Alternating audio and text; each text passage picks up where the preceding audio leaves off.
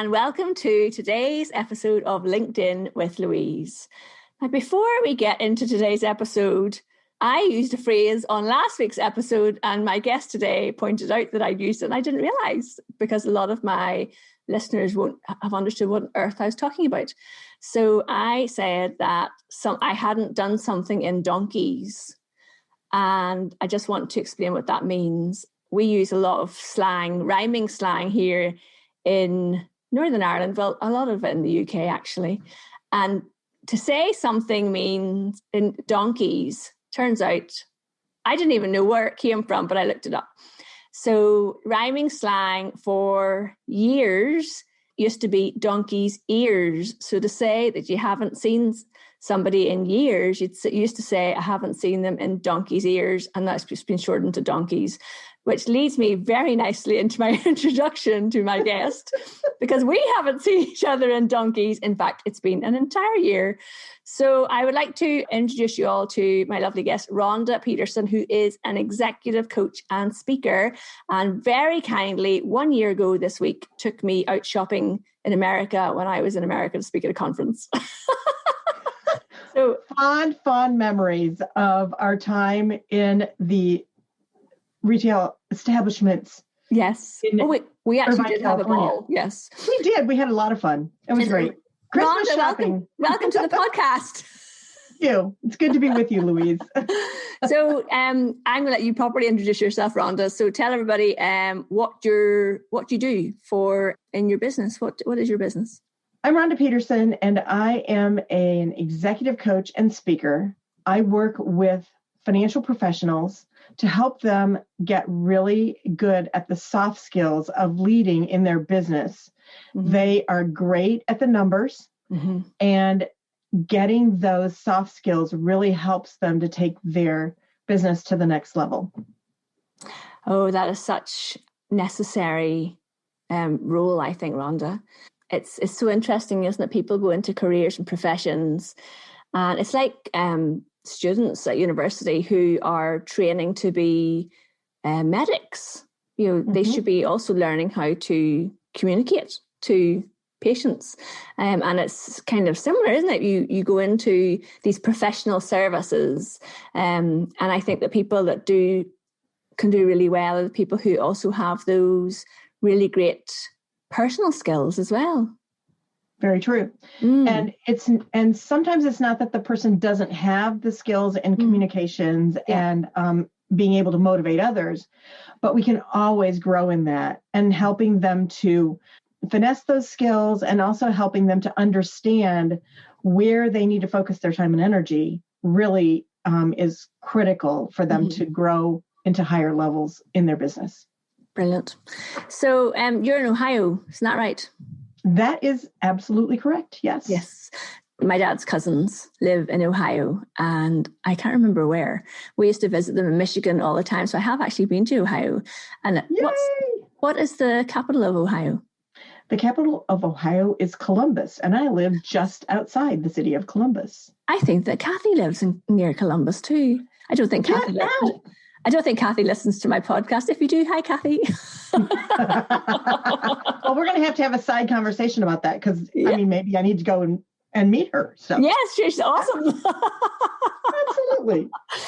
So, Rhonda, there's a couple of things I want to dive into, but we're going to talk a little bit about how the people that you work with, how can they leverage LinkedIn, and we're going to talk a little bit about thought leadership, but I also want to talk about, and we'll circle back to it at the end, about you and I personally as speakers and how we can use LinkedIn to grow our own speaking careers as well.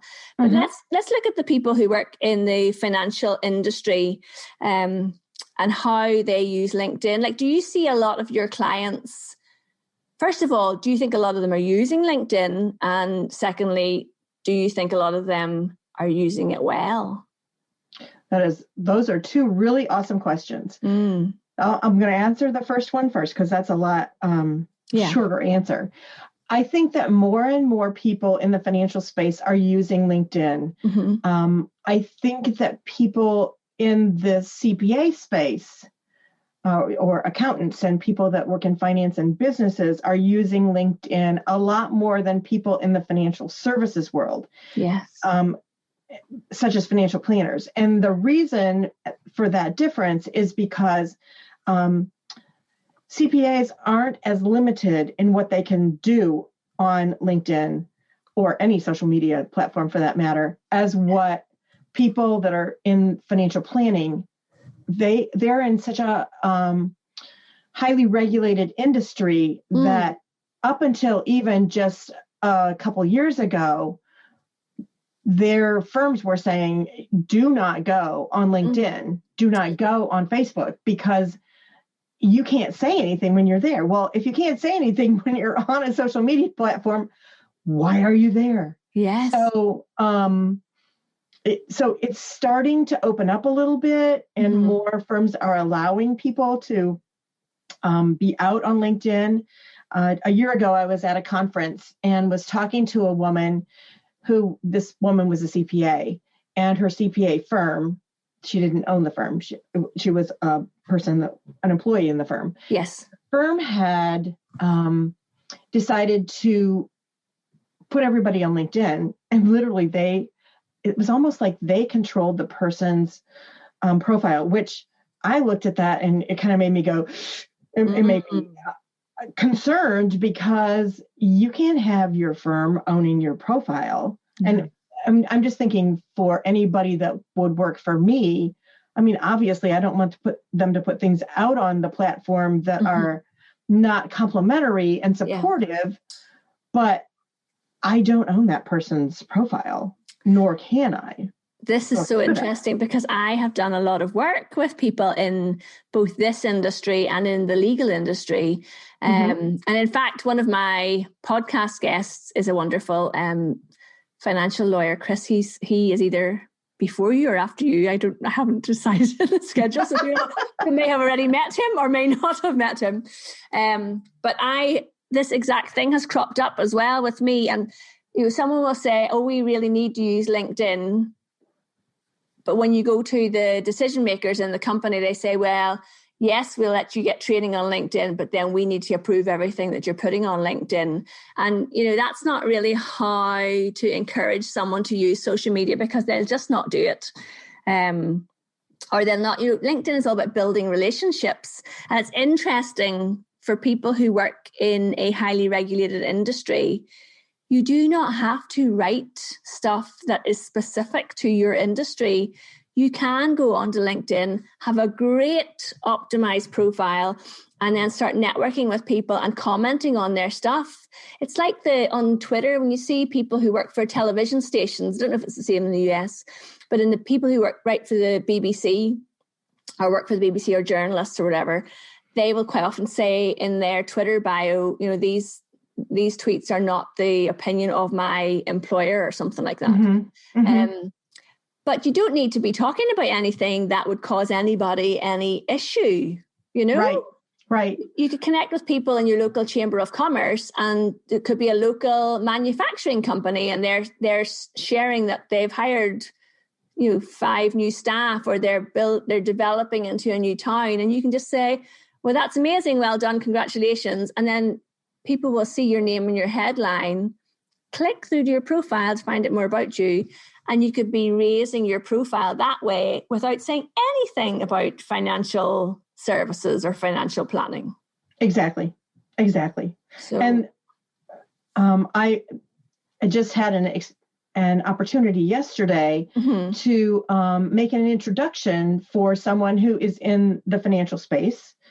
To another person I know who's in the financial space. He's in a job search mode right now. And he just reached out to me and said, hey, can you introduce me to this person? Yeah. That's another way to use LinkedIn that is brilliant to look at, who do I know that knows somebody there, and ask them to help you make a connection.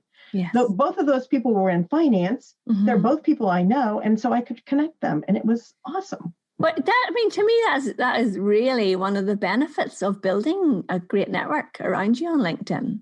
Exactly. As a complete aside, Rhonda, I don't know if you've noticed this, but I have noticed that LinkedIn are commenting a lot on people's posts now, where because of COVID and furlough and job losses, there's a lot of people on LinkedIn saying, I've been working for this company for so long, I've lost my job, I'm looking for work, blah, blah, blah. And LinkedIn are commenting on their posts and saying, we're sorry to hear that you lost your job. We have some resources here if that would help you. Have you noticed that in your news feed? I have not seen that in my newsfeed. Now I got to go look for it. Yeah, so they're doing. Maybe it's because I follow LinkedIn on LinkedIn, but I'm seeing it. I'm seeing it a couple of times a day, and it's really. This is one of the things that makes LinkedIn for me stand out from the other social media platforms. You cannot imagine somebody in Facebook going in and commenting on a small business Facebook page that's saying, guys, we're really struggling because we've had to close our doors. And somebody from Facebook going, oh, we're really sorry to hear that. We've got some free resources over here that might help you. It's never going to happen unless they're listening to this and they get the idea. Serious. Yeah. Which they should be, just for the record, but yeah. But LinkedIn are doing that. And I think that really, it makes them stand out a little bit for me as a different kind of company. Which we know they are, because they're much more professionally focused as opposed to all the other stuff that's on all the other platforms. So, yes. Absolutely. Mm-hmm. So one of the things you and I are both really interested in is thought leadership, Rhonda. Yes, we are, aren't we, Louise? Yes. I did an article recently about how to build your thought leadership on LinkedIn. And it got so well received by people in the C-suite level. And I think it's just getting people to think about things a little bit differently. To me, you're well-knowledged. You're very knowledgeable about this arena. Thank you. So talk to me about somebody in the financial industry and how they could think about using LinkedIn to grow their thought leadership. Actually, I think that a lot of the ways that somebody in the world of finance can use LinkedIn to grow their thought leadership is the same as for any other industry. Yes. In building their thought leadership. Opportunities to do it range from commenting on someone else's post and, sharing your own experience of whatever it is that they're talking about to add value to their conversation. Yes. That is a really simple way to do it. Mm. They can also do their own posts that have to do with thought leadership. Something's going on in the world and they have a perspective on it that they can add value to the LinkedIn world, to their connections. Mm-hmm. So to do a post about it is a really relatively simple way to do that. Now, obviously, if you are in a highly regulated industry, you need to know what your parameters are. Yes. But as long as you're within the guardrails of your industry, post away. Yeah. Some of the people that I see posting on LinkedIn that are thought leaders in the world of finance are sharing things like awards they've won in their company, or things that their accomplishments that their employees have, or awards they've given their employees. So, sharing good news. Yeah, absolutely. That's really a bonus when that kind of thing happens. All those kinds of things are sharing thought leadership and setting a great example for what you're doing. And then when you see things happening in the world, that's a really broad term, in the world, and you can share how this, how your expertise applies to it. That's thought leadership. That's what it is. Yeah. It's understanding how your perspective adds value to everybody else out there. Yes. There's a couple of people in my network that I want to give a little bit of a shout out to, actually. And I was thinking about them last night. So Sarah Busandri, who does the show notes for this podcast, so she will hear this before anybody else. And Glenn Oakes, who is a local, he works with people who are in the third sector,